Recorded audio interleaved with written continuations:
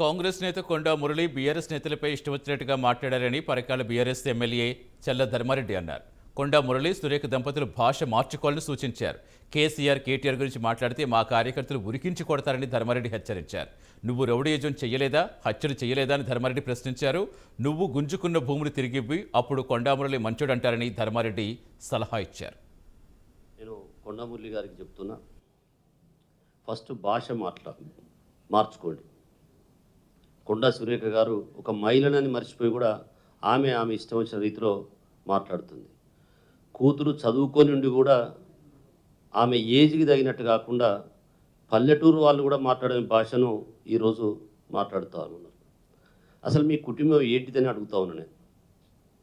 మీ కుటుంబం ఎవరిని మాట్లాడినా ఏంది రానడం, ఎవరిని మాట్లాడినా రీ పోగొట్టడం, ఏమన్నంటే నీకు మొగతనం ఉన్నది అన్నాడు. అసలు మొగతనం అంటే ఏంటిది, వాళ్ళు ఎట్లా చెప్పాలి?